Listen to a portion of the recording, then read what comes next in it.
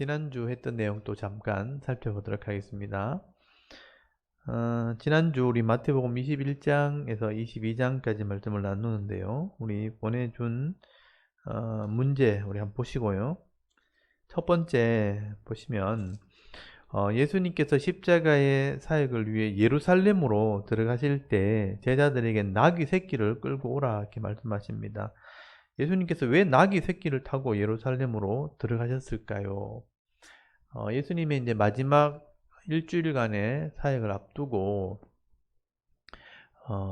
갈릴리에서 사역하시다가 유대로 내려오셔서 이제 예루살렘으로 이제 들어가십니다.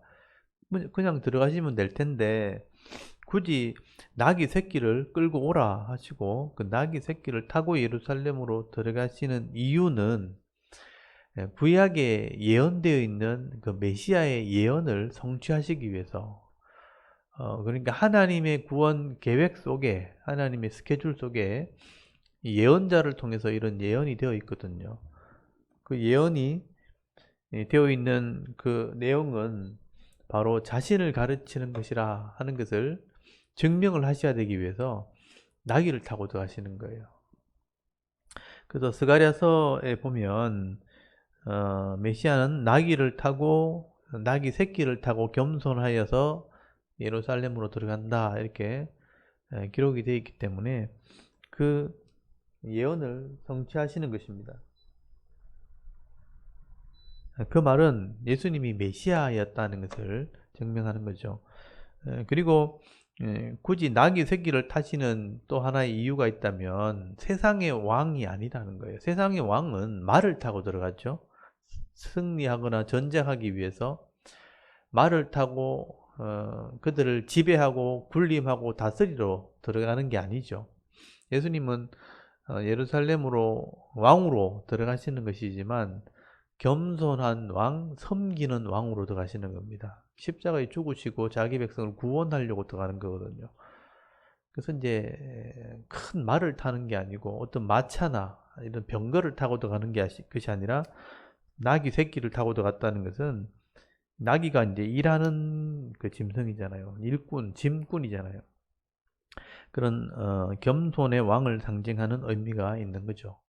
그래서 예언에 대한 성취와 예수님이 왕으로 이렇게 입성하시지만 섬기러 가는 왕이다 하는 것을 보여주는 겁니다. 그리고 두 번째, 나귀 새끼를 타고 예루살렘으로 입성하실 때 무리들이 소리를 높여 찬송을 하죠. 무슨 찬송을 하나요? 마태복음 21장 9절에 보면 시편에 있는 말씀을 인용을 하게 됩니다. 호산나라는 찬송을 하게 되죠. 그래서 다윗의 자손이여 호산나 이렇게 말합니다. 그래서 호산나라는 말 자체가 어서 우리를 구원하소서라는 말입니다. 다윗의 자손이여, 그러니까 메시아여 호산나라는 것은 우리를 구원하소서, 우리를 구원하는 왕으로 오시는 예수님을 찬송하는 내용입니다. 아마 그 당시에 예루살렘에 있는 사람들은 예수님을 정치적인 메시아로 로마의 압제로부터 우리를 구원하실 거다, 뭐 종교적으로 또는 정치적으로 이렇게 받아들였을 가능성도 있죠. 그렇지만 예수님께서는 하나님의 뜻을 이루기 위해서 구원자로 찬송을 받으시는 거죠. 마땅한 찬송을 받으시는 겁니다. 그래서 이 호산나, 우리를 구원해 달라는 그런 찬송을 듣게 됩니다. 그리고 세 번째, 예수님께서는 성전에 들어가 장사하는 자들과 돈 바꾸는 자들을 내쫓으시면서 내 집은 기도하는 집이라 이렇게 말씀하시고 너희는 강도의 소굴을 만들었다 그렇게 말씀을 하십니다. 예수님께서 이 말씀을 하신 것은 구약 어느 선지자의 말씀을 인용하신 것인가요? 이 두 내용은 이사야서와 예레미야서에서 인용된 구절입니다. 이제 그 당시에 구약시대 이스라엘 백성들이 타락함으로 예루살렘 성이 멸망을 받게 된 적이 있고 바벨론에 포로되어 잡혀간 적이 있고 성전이 무너진 적이 있죠. 불타서 무너진 적이 있는데 그때 이 이사야 선지자나 예레미야 선지자가 예루살렘 성과 이 성전이 타락했다는 것을 표현하기 위해서 하나님의 기도하는 집을 너희들이 우상의 집으로 바꿨다. 또 강도의 소굴로 바꿨다. 그런 책망을 들었거든요. 그 말씀을 그대로 인용하신 거죠. 그래서 그 당시에 지도자들, 종교 지도자들이 성전을 관리하고 있었고 건물은 가지고 있었지만 하나님이 원하시는 그런 제사 제도라든지 속죄의 기능은 다 잃어버린 겁니다. 그래서 인간적인 장사의 도구로 전락해버린 것이 그 당시 성전이었습니다. 그래서 예수님께서 예루살렘 들어가시자마자 이 동쪽문으로 들어가셨죠. 그 미문이라고 하는 그 동쪽문으로 들어가시고 그 동문으로 들어가면 바로 성전이 앞에 있거든요. 그 성전에 들어가셔서 바로 장사하는 사람들을 다 내쫓고 돈 바꾸는 사람들을 다 내쫓으십니다. 그러면서 이런 성전의 기능을 잃어버렸다 하는 것을 말씀을 하시고 그때부터 이제 그 지도자들, 종교 지도자들이나 바리새인들, 서기관들, 제사장, 성전에서 일하는 사람들은 제사장이거든요. 그리고 회당, 그 성전을 지키는 성전 그 관리들 이런 사람들이 다 종교 지도자들입니다. 그런 사람들의 어떤 타락한 모습, 또 잘못된 모습을 계속 이제 가르치고 비유하고 이제 지적하는 내용이 계속 나오게 되는 겁니다. 그래서 그에 반해서 이제 이 사람들은 자신들에 대한 어떤 비난과 어떤 책망하는 말을 들으면서 예수님을 없애버려야 되겠다. 그런 이제 생각을 하게 되고 그런 사람들에 의해서 예수님이 이제 십자가에 못 박히게 되는 그런 결정적인 사건으로 이어지게 되는 그런 내용들이 한 주간 벌어지게 되는 겁니다. 그래서 네 번째 질문해 보시면 예수님께서 성전에서 장사하는 자들과 돈 바꾸는 자들을 내쫓으실 때 대제사장들, 이 성전에 일하는 사람들이죠. 그리고 서기관들, 종교 지도자들입니다. 서기관들이 노를 바라면서 예수님께 따지죠. 이 사람들은 왜 예수님께 화를 내며 따졌을까요? 예수님이 성전에 들어가자마자 장사하는 사람들과 또 재물을 파는 사람들, 돈 바꾸는 사람, 성전에 헌금을 하기 위해 돈 바꾸는 그런 사람을 다 내쫓으시는 것을 보면서 그들이 화를 낸 거예요. 예수님 왜 이렇게 하시나? 왜 화를 막 내면서 그 사람들이 당신 보고 하는 찬송 소리를 듣냐고 하면서 막 화를 내거든요. 왜 화를 내냐 하면 결국은 이제 성전에서 이익을 얻는 사람들이 그걸 못하게 하니까 방해를 한다고 생각하는 거예요. 우리가 좀 요즘 말로 이해하면 영업 방해를 했다는 거예요. 예수님이 왜 우리의 영업을 방해하는가? 예수님 뭔데? 예수님이 왜 여기 와가지고 장사도 못하게 하고 세를 받고 이렇게 하는데 장사도 못하게 하고 돈 바꾸는 사람을 내쫓는가? 그래서 이제 그 사람들에게 화를 내는 거죠. 오늘날의 교회가 이런 것을 생각해 봐야 되겠죠. 교회를 예배 못 드리게 하고 막 이렇게 하는 것은 정말 하나님을 예배하고 하나님을 섬기지 못하게 해서 그런가? 아니면 이 교회가 잘 되는 것을 방해한다. 이렇게 생각하는가? 하나님의 교회는 건물이 아니잖아요.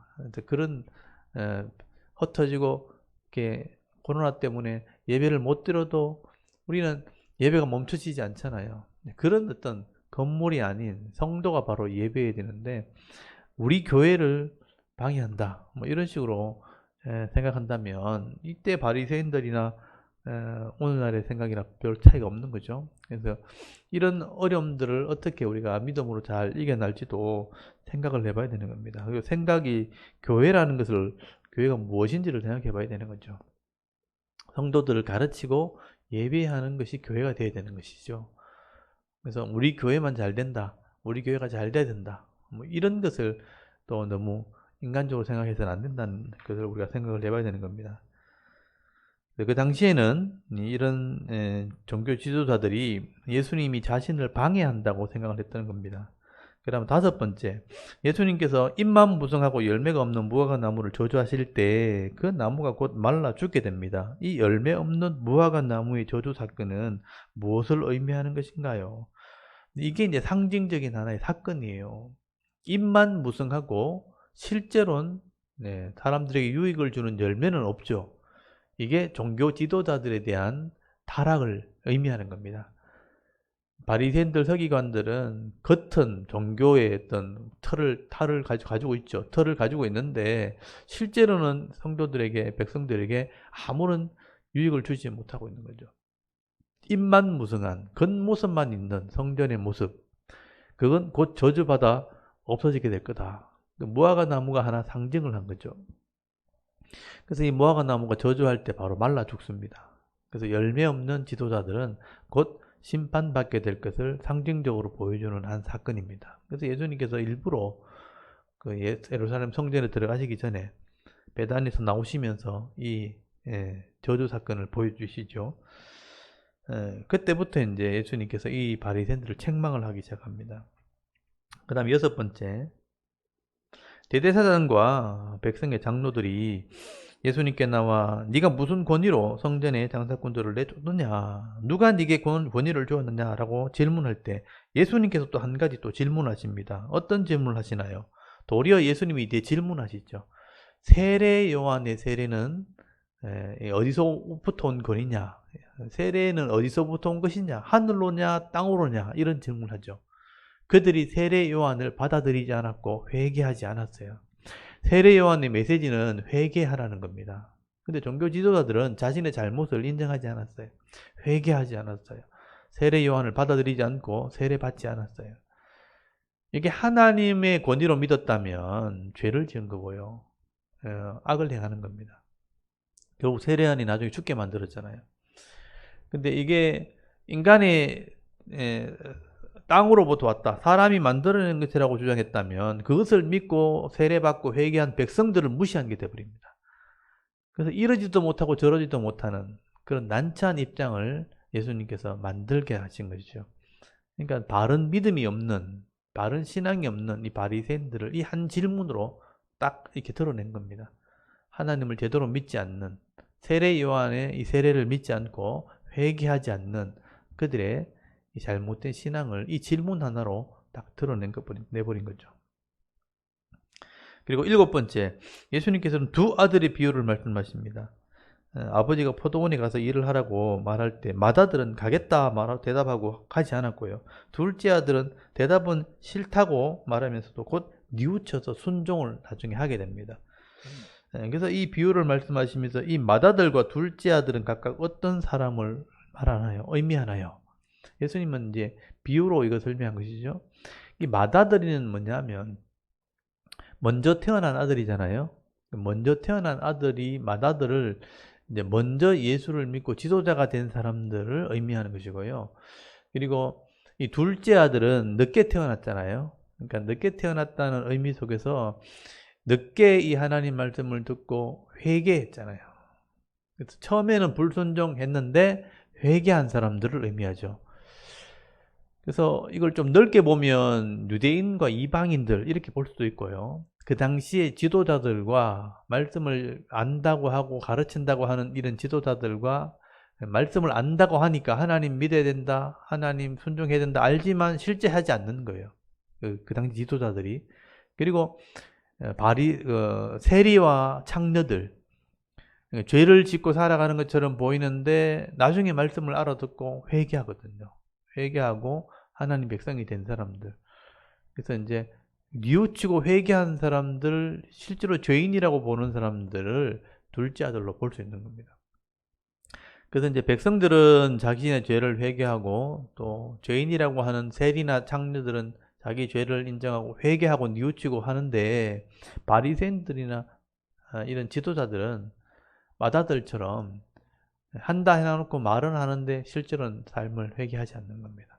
그래서 그 두 가지를 비유하는 거죠. 그래서 예수님은 이렇게 비유를 통해서 계속 지도자들이 잘못되었다 하는 얘기를 하게 되는 거죠. 맏아들과 둘째 아들의 비유를 통해서 그 당시 지도자들은 겉으로는 하는 척 하면서 속으로는 하지 않는다. 그 얘기를 하고 있는 겁니다. 그리고 또 비유로 말씀하시죠. 8번에 보시면 예수님께서 비유로 말씀하시면서 한 주인이 포도원을 농부에게 맡기고 타국으로 갔다고 이렇게 비유합니다. 근데 나중에 농부들이 열매를 받으러 온 주인의 종들을 이제 죽이고요. 나중에 아들까지 보내니까 아들을 죽이기까지 합니다. 그래서 이 농부들은 그럼 누구를 말하는 것인가요? 그래서 이제 포도원은 이스라엘 백성들이라고 볼 수 있고요. 이 농부는 이 포도원을 관리하는 사람이니까 지도자를 말하는 거예요. 그리고 하나님이 이 지도자들에게 백성을 맡겨서 잘 가르치고 열매 맺게 하는 것이잖아요. 포도원이니까 열매가 나와야 되는 그 삶을 얘기하는 거죠. 말씀대로 되어진 삶을 요구했는데 그 선지자들을, 종들을, 구약의 선지자를 다 죽였잖아요. 말 안 듣고 회개하지 않았으니까. 근데 나중에 예수님이 오셨잖아요. 그 아들을 보내니까 상속자라 하면서 예수님까지 죽이게 된다. 그러니까 이 지도자들이 결국은 예수님을 죽이게 된다는 얘기를 하게 되는 거예요. 그래서 그 당시에 지도자들이 결국은 예수님을 죽이게 될 것이다. 이런 비유를 하시게 된 것이죠. 그래서 이제 이 농부들은 그 당시 하나님의 청지기로서 농사꾼으로서 밭을 이렇게 받은 사람들인데 일꾼인데 제대로 일하지 못했다. 그리고 선지자를 죽이고 메시아를 죽이는 그런 사람들이었다. 그들의 조상들은 선지자를 죽였고 자기들은 메시아를 죽일 사람이다. 그렇게 비유하게 되는 겁니다. 그 다음에 9번째, 대제사장이나 백성들의 장로들에게 예수님께서 시편의 말씀을 인용하시면서 건축자의 버린 돌이 모퉁이의 머릿돌이 되었다 이렇게 말씀하시면서 이게 시편의 말씀입니다. 하나님의 나라를 너희는 빼앗기고 어떤 사람이 받게 될 것이라 그렇게 말씀하나요? 이 말씀은 이제 지나가면서 예수님께서 하신 말씀인데 마태복음 21장 43절에 보면 그 당시의 지도자들은 예수님을 메시아를 못 알아봤다는 거죠. 그래서 버렸다.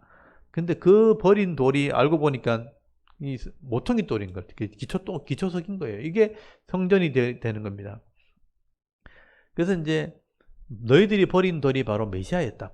그리스도 메시아였다. 그래서 이 돌 위에 떨어지면 박살나고 돌 밑에 깔리면 너희가 심판을 받게 될 것을 말씀하게 되는데, 그래서 하나님의 나라라는 것은 너희들은 빼앗기게 될 것이고 어떤 사람이 받게 되느냐, 그 나라에 열매 맺는 사람들이라고 기록이 되어 있어요. 그 나라가 바로 하나님 나라죠. 예수님께서 말씀하시는 그 말씀을 믿고 순종하는, 회개하고 순종하는 하나님 백성들이 결국은 그 나라, 하나님 나라를 받게 될 거다. 천국에 들어간다는 말이죠. 그래서 열매 맺는 자라는 표현 나오죠. 열매 맺는 자. 그 나라의 열매가 뭐겠어요? 하나님 나라의 법대로 말씀대로 살았던 사람들이 받는 은혜, 복을 말하죠. 그래서 하나님을 경외하고 이웃을 사랑하는 삶을 살았을 때 내게 주시는 복을 받는 사람들, 또 잘못되면 회개하는 사람들, 이런 사람들이 하나님의 백성입니다. 그 당시 지도자들은 그렇게 하지 않았다는 것이죠. 그 다음에 10번째, 천국은 또 혼인잔치를 베푼 임금과 같다. 그렇게 또 비유로 말씀하죠. 많은 사람들이 오기를 싫어함으로 억지로 종들을 보내서 사람들을 데려오게 합니다. 그러나 임금은 손님들 중에 일부를 내어 쫓게 됩니다. 어떤 사람이 쫓겨나게 되나요? 이 혼인잔치의 비유입니다. 유명한 거죠. 처음에는 잔치를 준비했고 음식을 준비해서 오라 하니까 뭐 나는 바쁘다, 장사해야 된다, 뭐 밭에 일해야 된다, 뭐 이러면서 안 왔어요. 그래서 사거리길에 가서 누구든지 다 데려오라 하는데 다 데려왔단 말이에요. 그래서 다 데려와서 다 이제 잔치에 참는데 주인이 보니까 어떤 사람들이 쫓겨나게 되죠. 그 사람 누구냐면 예복을 입지 않은 사람들. 그러니까 이 마태복음에만 이렇게 써놨어요. 근데 누가복음에 보면 똑같은 얘기인데 예복 얘기는 하지 않아요. 그러니까 유대인들에게 이 얘기를 한 거예요. 왜냐하면 유대인들은 율법을 가지고 있는 사람들이거든요. 율법을 뻔히 가지고 있으면서 율법을 어릴 때부터 다 배운 사람들이거든요. 그러니까 배웠는데도 불구하고 이 말씀대로 하지 않은 것을 예복을 입지 않은 사람이라고 표현하는 거예요. 근데 이방 사람들은 말씀대로 배워서 말씀을 순종하는 사람들이거든요. 그래서 이제 이런 말씀을 배우는 사람들이기 때문에 이런 예복이라는 표현을 쓰지 않아요. 그냥 와서 잔치에 참여하는 사람으로만 설명이 되어 있어요. 나중에 누가복음 할 때 제가 비교할 텐데, 이 누가복음은 이방인에게 쓴 거거든요. 그래서 똑같은 내용인데도 이 예복이라는 표현이 없어요. 그러니까 이 예복이 의미하는 바가 뭐냐면, 예복은 삶을 얘기해서 우리들의 삶을 보통 옷으로 설명하거든요. 하나님의 말씀으로 순종하는 삶이 없다, 열매가 없다 하고 똑같은 말이에요. 하나님 말씀을 가지고 있음에도 불구하고 열매 없는 사람들은 하나님 백성이 아닌 거예요. 그래서 저들을 묶어서 내어 쫓아 옥에 가두면 슬피 울며 이를 갈미 있게 된다. 그러니까 쫓겨난다는 것은 하나님 나라에 들어오지 못한다라는 의미예요. 그래서 하나님의 말씀에 어떤 순종하는 삶이 없다는 것은 결국 믿음이 없다는 의미도 되는 거죠. 하나님 말씀을 안 믿는 거니까, 안 믿으니까 삶이 없는 거예요. 그래서 혼인잔치 비유에는 이렇게 예복을 입지 않은 사람은 들어오지 못한다. 보통 이걸 좀 생각해 보면 누구든지 예수 믿으면 구원 받습니다. 교회 오세요, 오세요. 다 오라 그러잖아요. 다 와서 교회에 왔는데 교회에 와도 바른 믿음으로 자기가 믿고 삶 속에서 순종하지 않으면 예복이 없는 거나 마찬가지예요. 그냥 교회에 온 거잖아요. 똑같은 거죠. 잔치에 참여했지만 예복이 없잖아요. 그러면 진짜 하나님 나라의 잔치에 참여 못합니다. 교회는 와서도 하나님 말씀을 제대로 깨닫고 믿고 순종하지 않으면 이건 하나님 백성이 아닌 거예요. 열매가 없기 때문에. 그것을 의미한다고 보시면 됩니다. 그래서 교회에 오는 것도 중요하고 교회에 와서 하나님 말씀을 배우는 것도 굉장히 중요합니다. 그래서 바른 믿음을 가지는 것이죠. 그래서 어떻게 보면 인생이라는 것을 쭉 전체 놓고 볼 때 교회에 와서 내가 뭐가 이렇게 바뀌는 게 아니고요. 원래 내가 잘못된 부분을 고친다고 보시면 돼요. 지금 대부분의 사람들은 그냥 정상적으로 살아가는 것처럼 보이지만 사실은 죄 속의 삶을 살아간다고 보시면 돼요. 그러니까 가정생활을 할 때, 개인의 삶을 살아갈 때 하나님을 믿는 믿음으로 살아가는 게 아니고 자기 욕망이나 자기 어떤 계획, 자기 욕심을 그냥 가지고 살아가는 겁니다. 그래서 어떤 하나님 말씀을 믿는 믿음으로 살아가는 게 아니거든요. 그래서 이 인생이 잘못된 거구나 하고 바르게 찾아가는 게 어떻게 보면 신앙이라고 보셔야 되는 거죠. 그래서 대부분의 사람들은 교회 가면 교회식으로 바뀌어야 된다 이렇게 생각하는 거죠. 내 어떤 생각을 버리고 다른 식으로 바뀌어야 된다. 바뀐다기보다는 내 잘못된 것을 바로잡는 게 신앙이라고 보시는 게 더 저는 옳다고 봅니다. 그래서 한번 생각을 해보셔야 되죠. 그리고 11번째, 바리새인들의 제자들과 헤롯 당원들이 예수님께 나와 가이사 황제에게 세금을 바디가 있고 바치는 것이 옳은 것인가 질문할 때 예수님께서는 무엇이라고 대답하시나요? 여기 보면 이때부터 바리새인들과 이제 지도자들이 예수님을 자꾸 이제 질문을 통해서 올무에 걸려고 시험하는 질문을 하게 되는 것 중에 하나가 헤롯 당원들이면 정치인들이거든요. 바리새인들의 제자들이니까 종교 지도자들이고 헤롯 당원들은 정치인들입니다. 헤롯의 정치꾼, 요즘 말로 뭐 국민의 당, 민주당 할 때 그 헤롯당이거든요. 헤롯당. 그 정치꾼들이 예수님의 어떤 실수를 찾아내려고 황제를 거론하죠. 정치잖아요. 황제에게 세금 바치는 게 옳습니까? 안 된다 하면 황제를 거역하는 거고, 바치라 하면 황제 편이다 하고 백성들을 이렇게 백성을 무시하는 것처럼 이렇게 올무에 걸려고 하는 거예요. 우리 이제 서로 토론회 할 때 막 질문해가지고 서로 뭐 이렇게 잘못된 거 지적하는 거 똑같은 거예요. 황제한테 세금 바치는 게 옳은 것입니까? 하고 이렇게 질문할 때 예수님께서 그 달란트, 데나리온에 있는 그림을, 돈 안에 있는 그림을 이렇게 보라 하시면서 이 무슨 그림이 새겨져 있냐? 황제의 얼굴이 새겨져 있거든요.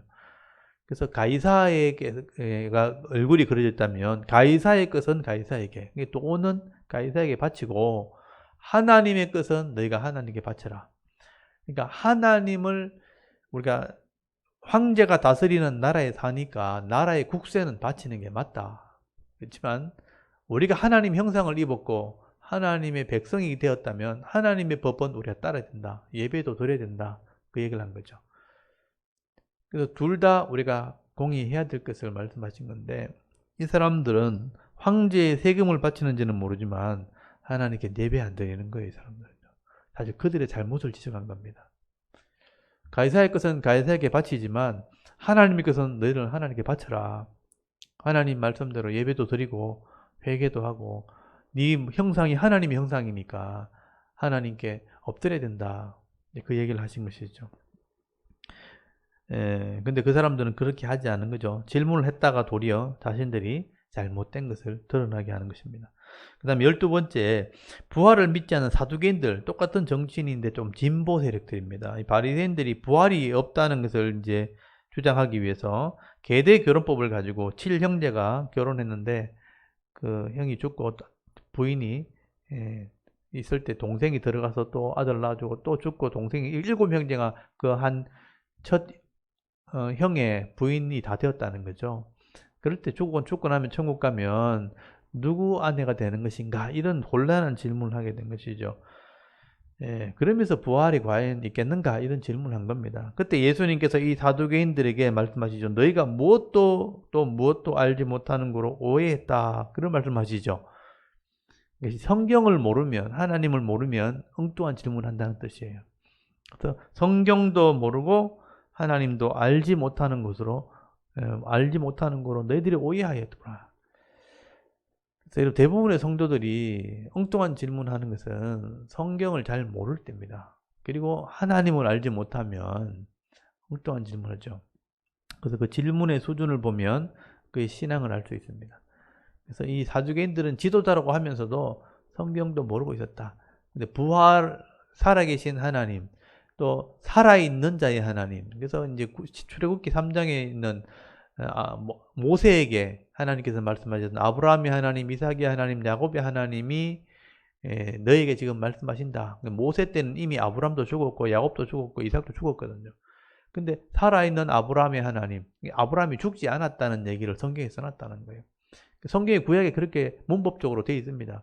살아있는 아브라함의 하나님과 살아있는 이삭의 하나님이 너 지금 모세에게 말씀하고 있다. 그 얘기는 지금도 아브라함이 살아있고 마지막 때 만나게 된다 이런 의미예요. 그러니까 마지막 때 부활이 있다는 의미로 성경이 기록되어 있다.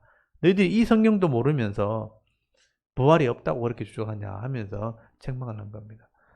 그러니까 성경도 모르고 하나님도 알지 못하면 너희들이 오해를 할 수 있는 것이다. 이것은 우리에게 교훈한 바가 있기 때문에 우리가 기억을 해야 되는 거죠.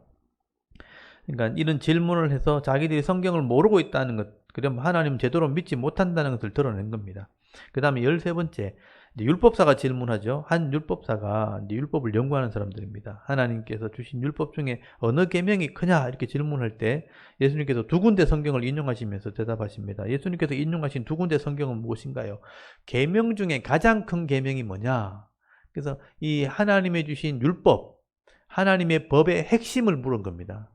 가장 중심되는 율법, 가장 큰 율법이 뭐냐라고 물었을 때 예수님은 하나님을 사랑하는 것과 이웃을 사랑하는 것이다. 이렇게 답을 해요. 그래서 두 군데 성경을 인용하는데 그게 신명기 6장 5절과 레위기 19장 18절이에요. 율법을 아는 사람이라면 이걸 모를 수가 없어요. 그래서 하나님을 사랑하는 방법은 어떤 것이다. 뭐 예배를 드리고 제사를 드리고 말씀을 순종하고 여러 가지 있겠죠. 그리고 이웃을 사랑하는 방법은 부모를 공경하는 것도 이웃 사랑이고 아내를 사랑하고 이웃을 사랑하고 또 동생, 형제, 가난한 자 돌아보는 것 이게 다 이웃 사랑하는 방법이에요. 장애인을 돌아보는 것 또 뭐 거짓말하지 않고 정직하게 하는 것 이게 다 이웃을 사랑하는 거죠. 그러니까 하나님 사랑하는 방법에 여러 가지 규례가 있고 이웃을 사랑하는 방법에 여러 가지 규례가 있는 게 그게 레위기 말씀이에요. 그걸 잊어버리지 않기 위해서 율법을 지키고 절기를 지키고 또 규칙을 만들어 가지고 그것을 지키고 또 죄 문제를 해결하기 위해서 예배를 드리기 위해서 제사대로를 지키고 하는 게 레위기 율법에 나오는 거죠. 그게 하나님 사랑하기 때문에 하는 것이고 이웃을 사랑하기 때문에 하는 거다. 그래서 가장 큰 핵심은 하나님 사랑, 이웃 사랑이다. 그렇게 대답을 한 거예요. 그러니까 율법사가 할 말이 없어요. 왜냐하면 그 말이 너무나 정확한 말이기 때문에. 그 다음에 14번 예수님께서 바리새인들에게 질문을 마지막으로 하게 되죠. 다윗이 주라고 한 시편의 말씀을 인용을 하게 됩니다. 주님께서 주님에게 말씀하셨다. 이 주님은 하나님이고 그 두 번째 주님은 예수님, 그 메시아를 말하거든요. 그래서 그 주님에 대한 이 시편 구절을 딱 읽어주고 질문을 하죠. 너희들이 메시아를 다윗의 후손으로 믿고 있지 않느냐? 다윗의 후손으로 메시아가 나온다고 믿지? 다 맞다고 인정을 해요. 근데 다윗이 그 후손을 주님이라고 표현했다. 그렇게 표현한 거죠. 그래서 다윗이 주님이라고 표현했던 그분이 누구냐? 바로 예수 그리스도입니다. 다윗의 아들로 온다 했는데 다윗은 시편에 기록하기를 그분이 내 주님이다 이렇게 표현했단 말이에요. 근데 상식적으로 생각해보면 다윗의 아들이면 손자고 정손자고 아들이니까 후손이잖아요. 그러니까 낮추어서 말할 수 있는데도 불구하고 다윗이 자기 후손임에도 불구하고 메시아를 자기 주님이라고 표현했다는 거예요. 그 주님이 바로 내다 이런 뜻이에요. 다윗이 주님이라고 한 그 메시아가 낸데 너희들은 나를 왜 존중히 여기지 않느냐 이렇게 얘기해요. 메시아를 못 알아본다는 뜻이에요. 이 말씀도 모르고 메시아도 모르고 그러니까 맹인이죠, 맹인. 그래서 이제 오늘 23장에 보면 이 바리새인들이나 이 서기관들을 예수님이 자꾸 맹인이라고 표현합니다. 못 본다는 거예요. 볼 것을 보지 못하는 사람은 맹인들입니다. 그러니까 안 보이니까, 못 보니까 그냥 아무렇게나 살아가는 것이죠. 그래서 지금 21장이나 22장으로 넘어오면서 예수님께서 예루살렘 들어가셔서 하시는 사역은 성전의 기능이 없었고 그 성전을 관리하는 자는 잘못된 지도자들, 잘못된 신앙을 가진 지도자들이 그것을 차지하고 있다는 겁니다. 그래서 계속 그 사람들을 책망하는 내용이 나옵니다. 오늘날 교회가 굉장히 이제 이 말씀을 눈여겨봐야 됩니다. 교회가 이렇게 될 수 있다. 건물만 남을 수 있다 하는 얘기를 하게 되는 거죠.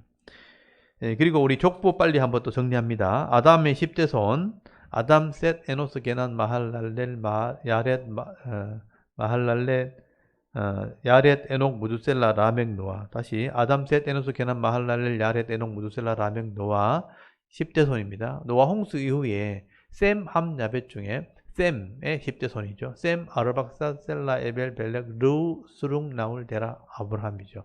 아브라함에서부터 이제 다윗 왕이 나올 때까지 아브라함, 이삭, 야곱의 12아들 중에 네 번째 유다, 베레스, 헤스론, 람, 아미나답, 나손, 살몬, 보아스, 오벳, 이세 다윗이 왕이 되고 언약을 하게 되고요. 다윗의 나라가 하나님 나라가 됩니다. 또 다윗의 아들 솔로몬이 선교를 하지요. 그렇지만 우상을 섬기면서 나라가 둘로 나눠주고 그 재앙으로 10지파가 북쪽으로 떨어져 나갑니다. 근데 망합니다. 망한 10지파의 왕들이 여로보암부터 호세아까지 여로보암, 나답, 금송아지 때문에 반역을 당하죠. 바하사, 엘라 또 반역이 나죠. 시므리도 죽임을 당합니다. 오므리가 죽이죠. 오므리 아들 아합 우상을 섬기죠. 그래서 그 아들들이 다 비참하게 죽습니다. 아하시아 죽고 요람 활에 맞아 죽죠. 그리고 예후에게 심판을 받고 예후가 아합의 집을 심판했기 때문에 4명의 아들이 나오는데 다 타락하죠. 요아스, 여로보암, 이세, 스가랴. 그 다음에 또 살룸이 반응합니다. 므나헴이 반응하고 그다음 살룸, 므나헴, 브가히야. 그 다음에 베가가 반응하고 호세아가 반응합니다. 그리고 아수르에게 멸망을 당하고 혼혈 족속이 되고 혼합종교에서 북쪽 이스라엘 망하게 됩니다. 그 다음에 솔로몬의 아들, 그 다음에 르호보암이 왕위를 이어받는데 이제 악을 행하게 됐죠. 르호보암, 그 다음에 아비암까지 계속 악을 행합니다. 그래서 아하사가 세 번째, 르호보암, 아비암, 아하사가 이제 개혁을 하죠. 근데 나중에 완성하지 못하고 다리 병들어 죽습니다. 그 다음에 요사밧이 왕이 되는데 요사밧은 이제 아합의 딸을 데려오는 바람에 우상을 섬기면서 4명의 아들이 타락을 해버리죠. 그래서 요사밧 밑에 4명의 아들은 우상을 섬기는 왕들입니다. 그래서 여호사밧 밑에 북쪽의 이름과 똑같아요. 요람, 아하시아 다 이제 비참하게 죽고, 그 다음에 아달랴가 중간에 또 죽고, 그 다음에 요아스, 아마시아 다 우상을 섬기다가 부하한테 둘 다 죽임을 당합니다. 그 다음에 이제 우시아가 이제 세 번째 개혁을 하지만 문둥병 걸려 죽고요. 요담, 아하스, 아카나이고 이제 히스기야가 네 번째 마지막으로 기억하지만 15년 더 사는 바람에 교만해져서 타락합니다. 그 다음에 이제 므낫세가 완전히 타락하게 되었고 이 므낫세 때문에 나라가 망하고요. 아몬, 그 다음에 요시야 때 일꾼을 키운다고 말씀을 가르치는 개혁을 합니다. 그 다음에 요아스 애굽에 잡혀가 죽고 요야김 1차 포로, 요야긴 2차 포로, 시드기야 3차 포로에서 586년에 예루살렘이 망하게 되는 거예요. 성전이 불타고 포로되어 잡혀갔다가 70년 만에 돌아오죠. 회개하고 돌아와서 다시 한번 기회를 줍니다. 근데 또 타락합니다. 400년 뒤에 예수님이 오죠. 그 사이에 나온 사람이 포로되어 잡혀간 사람 중에 여호야긴이죠. 여호냐부터 예수님까지. 여호냐, 스알델, 수룹바벨 돌아서 성전을 지은 사람이죠. 그 다음에 아비훗, 엘리야김, 아소르, 사독, 아킴, 그 다음에 엘리옷, 엘라살, mat단, 야곱, 요셉, 그 다음에 예수님이 태어나서 하나님의 뜻을 역사 가운데 이루시게 됩니다. 십자가와 부활을 통해서 속죄하시고 영생의 문을 열어놓으시고, 그리고 성령을 통해서 믿게 하셔서 구원을 이제 완성하시고 더 이상 돌아올 사람이 없으면 심판하시겠다라고 말씀하신 거예요. 이게 이제 구원의 역사입니다. 그래서 이제 이 족보를 잘 머릿속에 정리하시면 성경을 좀 쉽게 좀 이해하실 수 있습니다. 자, 오늘은 마태복음 23장을 다 펴시고요. 23장 지금 예수님 예루살렘에 들어오셔서 바리새인들과 잘못된 종교 지도자들을 지금 계속 책망하고 비유로 말씀하시는데, 오늘 23장에는 특별히 한 장을 다 모아놓은 거죠. 요 사람들은 왜 망하느냐. 그래서 화 있을진저. 잘못된 지도자들, 그 당시에 이 사람들은요, 여러분, 지도자는 혼자 망하는 게 아니고 그 밑에 있는 사람들을 다 망하게 만들어요. 자기도 천국 못 들어가면서 남도 못 들어가게 하는 거예요. 그러니까 이런 나쁜 지도자들은 화가 있을 거다, 심판받을 거다 하는 얘기를 하게 되는 겁니다. 그래서 23장 전체가 한 장이 바리새인들과 서기관들에 대한 심판, 화에 대한 말씀이에요. 잘 보십시오. 23장 1절. 이에 예수께서 무리와 제자들에게 말씀하신 거죠.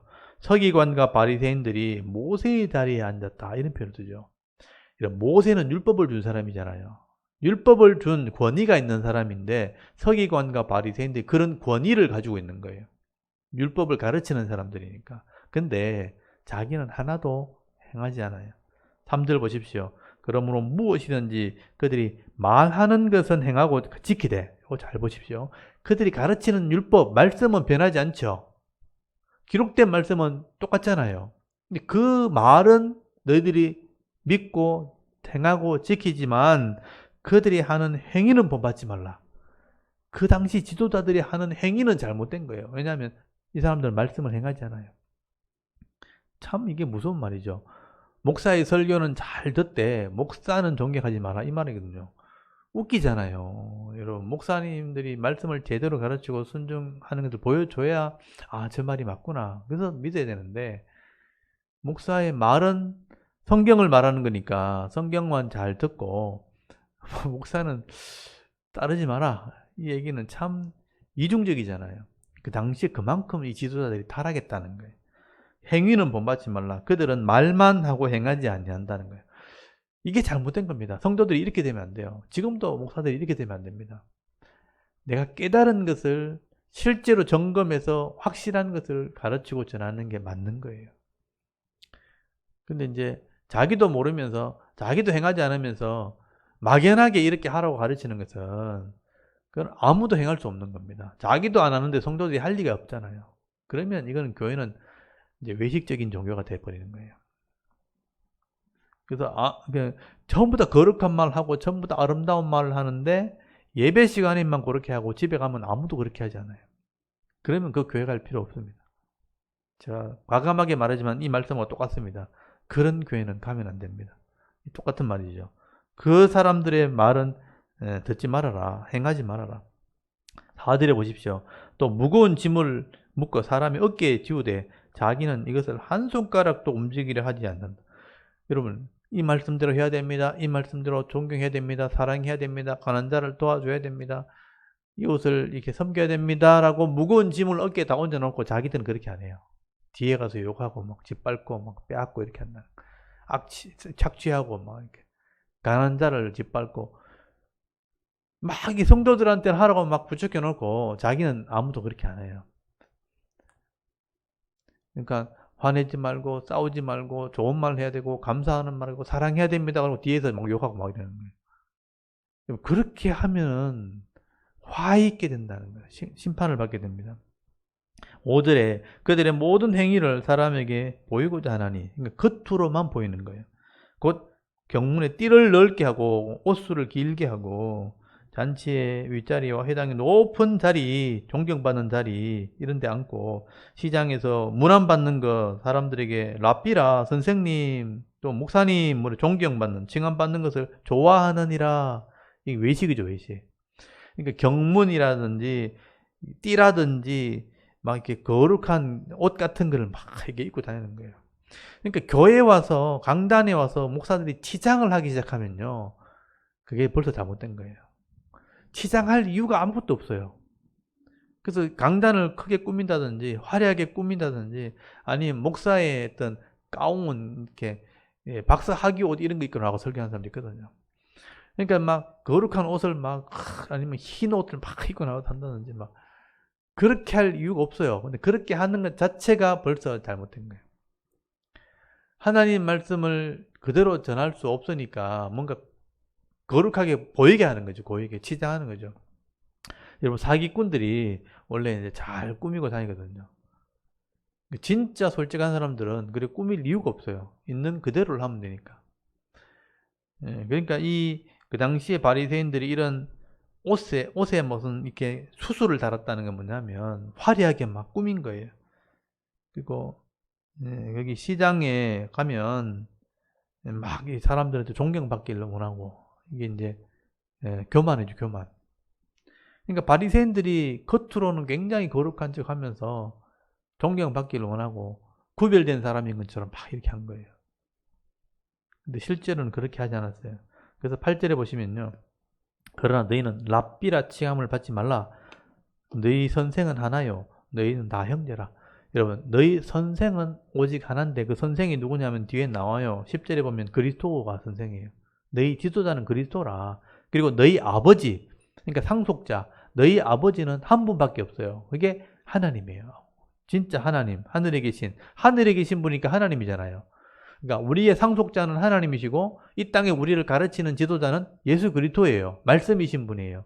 근데 너희들은 다 형제다. 여기 8절 잘 보시면 그러나 너희는 랍비라 선생님이라 칭함을 받지 말라. 너희 선생은 하나 예수님밖에 없고 너희는 다 형제죠. 그러면 목사나 장로나 성도는 다 형제인 거예요. 다 같이 배워야 될 사람이고 다 같이 순종해야 될 사람인 거예요. 근데 서기관과 바리새인들은 모세의 위치나 예수님의 위치에 올라가 있는 거예요. 자기들은 한 개도 하지 않으면서 그냥 시키기만 하는 그런 잘못된 신앙을 가진 거죠. 11절에 너희 중에 큰 자는 너희를 섬기는 자가 되어야 하리라. 누구든지 자기를 높이는 자는 낮아지고 누구든지 자기를 낮추는 자는 높아지리라. 그게 하나님 말씀의 원리예요. 그래서 13절부터 보십시오. 여기서부터 화가 나죠. 화 있을진저 이게 나오죠. 이게 심판을 받는다는 겁니다. 이게 보통 이제 화 있을진저라는 표현은 슬프다 뭐 이런 의미거든요. 그러니까 망할 때 사람이 죽을 때 아이고 우약고 이런 표현이거든요. 너희들이 그렇게 하다가 망한다. 아이고 저걸 어떡하냐 이런 표현이에요. 너희들이 화 있을진저 이렇게 서기관과 바리새인들이요. 여기 서기관과 바리새인들이 그 당시 지도자들이에요. 율법을 뺏겨 쓰는 사람이 서기관이고 바리새인들은 종교 지도자들이 오늘날 목사와의 목사, 학자, 교수, 신학 박사 이런 사람들이에요. 이런 사람들이 그 당시에 율법을 가르쳤단 말이에요. 너희들이 천국 문을 사람 앞에 닫고 너희도 들어가지 않고 들어가지 않은 자도 들어가지 못하리라. 이거 엄청난 말이잖아요. 이 성경을 가르치는 사람들이요, 천국 문을 딱 닫아놓고 자기도 안 들어가면서 남들도 못 들어가게 가르친다는 얘기잖아요. 잘못 가르치는 거예요. 하나님 말씀을 행하지 않게 하는 거죠. 이 교회 지도자가 잘못되면 이렇게 되는 거예요. 자기도 못 들어가면서 남들도 못 들게 하는 거예요. 그러니까 이 교회가 이렇게 될 수 있다는 것을 말씀하는 겁니다. 15절 한번 보십시오. 여기 보시면 화 있을진저 두 번째죠. 이게 화라는 것을 동그라미 쳐놓으면 계속 나옵니다. 화 있을진저 이제 잘못을 지적하는 겁니다. 외식하는 서기관들과 바리새인들이여 너희는 교인 한 사람을 얻기 위하여 바다와 육지를 두루 다니다가 생기면 너희보다 배나 더 지옥 자식이 되게 하도다. 한 영혼 구원하기 위해서 바닷가에 가서 저기 들판에 가서 사람들을 이렇게 막 이렇게 말씀 듣게 하려고 데리고 오면 잘못 가르쳐가지고요 2배나 더 지옥 자식 만들어버리는 거예요. 지옥 가게 만들어버리는 사람들이 이 사람들이에요. 굉장히 무서운 말이죠. 오늘날 교회 지도자들에게 이런 말을 하는 거나 마찬가지입니다. 16절에 또 세 번째 화 나옵니다. 화란 말을 동원하시면 돼요. 화 있을진저 눈먼 인도자여. 이게 맹인다 그랬죠. 못 보는 거예요. 눈먼 인도자여. 너희가 말하되 누구든지 성전으로 맹세하면 아무 조건이와 성전에 금으로 맹세하면 지킬지니라 하는도다. 보세요. 성전으로 하면 아무 일 없다. 그리고 금으로 맹세하면 지킬지니라. 금을 더 귀하게 여긴다는 뜻이에요. 금이라는 게 뭐냐면 돈이에요. 돈에 이 사람들이 관심이 있는 거예요. 성전보다도 돈에 관심이 있는 거예요. 17절도 어리석은 맹인이다. 지도자를 보고 맹인이래요. 하나님 말씀을 모르는 거죠. 어느 것이 크냐? 금이냐? 그 금을 거룩하게 하신 성전이냐? 금이 귀하냐? 성전이 귀하냐? 성전이 훨씬 귀하죠. 근데 그들은 금을 더 귀하게 여긴다는 거예요. 돈을 사랑한다는 뜻입니다. 18절은 내가 또 이르되 누구든지 제단으로 맹세하면 아무 일 없거니와 그 위에는 예물로 맹세하면 지킬지니라 한도다. 이 제단은 이렇게 제물을 태우는 곳이죠. 오늘날 말하면 예배드리는 곳, 예배드리는 곳을 의미하죠. 그래서 예물로 맹세하면 지키라 하는 것은 예물을 더 귀하게 여긴다. 많이 바쳐라. 헌금 많이 해라. 이렇게 한단 말이에요. 19절 또 맹인이라 그러죠. 맹인이라. 어느 것이 크냐? 예물이냐? 그 예물을 거룩하게 하는 제단이냐? 제단이 훨씬 거룩한 거죠. 근데 예물을 더 귀하게 여기는 거예요. 27절 그러므로 제단으로 맹세하는 자는 제단과 그 위에 있는 모든 것으로 맹세하며 또 성전에 맹세하는 자는 성전과 그 안에 계신 이로 맹세하며 하늘로 맹세하는 자는 하나님 보좌와 그 위에 앉으신 이로 맹세함이니라. 그래서 제물이나 성전이나 하나님의 이름으로 우리가 예배드리고 또 헌물도 하고 맹세를 해야 되는데 돈의 이름으로, 금의 이름으로, 예물로 이렇게 한다는 거예요. 이게 잘못 가르치는 것을 얘기하는 겁니다. 그 다음에 23절 또 화 있을진저 나오죠. 외식하는 서기관들과 바리새인들이여 너희가 박하와 회황과 근체 11조는 들이되 율법에 더 중한 바 정의와 긍휼과 믿음은 버렸도다. 그러나 이것도 하고 저것도 버리지 말아야 할 텐디라. 여기 박하, 회향, 근체 이런 건 뭐냐면 나물, 콩나물, 미나리 뭐 이런 것들이에요. 박하 우리 보면 이렇게 향기 나는 나물 이런 거 있잖아요. 그런 나물 살 때는 11조 해야 된다. 막 이렇게 막 자기 11조 한다고 막 자랑해요. 나는 이것도 11조 하고 이거 근데 나물에 11조, 콩나물에 11조 이런 걸 하면서도 더 중요한 정의와 긍휼과 믿음을 버렸어요. 바르게 사는 삶, 옳게 사는 삶을 하나도 하지 않는 거예요. 그러니까 내가 작은 물질로 11조 하는 걸 막 자랑하면서 하나님 말씀을 하나도 지키지 않습니다. 공의도 행하지 않고 정의도 행하지 않고 옳은 삶을 살지도 않으면서 나는 종교생활 한다 이렇게 자랑한다는 거죠. 근데 이것도 해야 되고 저것도 해야 된다. 말씀도 순종하면서 작은 것이라도 순종하는 것, 같이 하는 것이 맞는 것이다. 그래서 어느 작은 것만 해놔놓고 내가 큰 것도 다 하는 것처럼 그런 식으로 막 자랑한다는 거예요. 그 다음 24절 맹인된 인도자여 하루살이는 걸러내고 낙타는 삼키었다. 이거 비유로 말씀하는 거죠. 하루살이는 다 걸러내고 낙타는 막 삼킨다. 그러니까 작은 율법은 막 지킨다고 막 해놔놓고 진짜 중요한 율법은 다 어기는 거예요. 그걸 비유로 말씀하는 거예요. 작은 거는 다 막 지키는 것처럼 막 하면서 실제 삶 속에서는 진짜 중요한 공의와 정의와 원칙은 지키지 않는 겁니다. 그래놓고 막 신앙생활 잘하는 것처럼 종교 지도자인 것처럼 막 이게 거름하게 앉아있는 겁니다. 25절에 또 화 있을진저 외식하는 서기관과 바리새인들이여 잔과 대접은 겉은 깨끗하게 하되 그 안에 탐욕과 방탕으로 가득하게 하도다. 그래서 그릇에 겉은 막 빼들빼들한데 속은 다 썩어 빠진 거죠. 그러니까 이 사람의 마음은 타락했는데 외모만 종교인인 것처럼 꾸민다는 거예요. 26절 눈먼 바리새인이여 너는 먼저 안을 깨끗이 하라. 그러면 겉도 깨끗하리라. 그래서 바리새인들의 그 속마음은요 다 타락한 거예요. 악하고 더럽고 추하고 근데 외모는 휘장을 걸치고 뭐 이렇게 거룩한 옷을 입고 있고 지도자인 것처럼 이렇게 겉을 꾸민다는 겁니다. 27절 또 화 있을진저 외식하는 서기관들과 바리새인들이여 회칠한 무덤 같으니 겉으로는 아름답게 보이나 그 안에는 죽은 사람의 뼈와 모든 더러운 것이 가득하도다. 이 속이 더럽다는 것을 이제 무덤으로 표현한 거예요.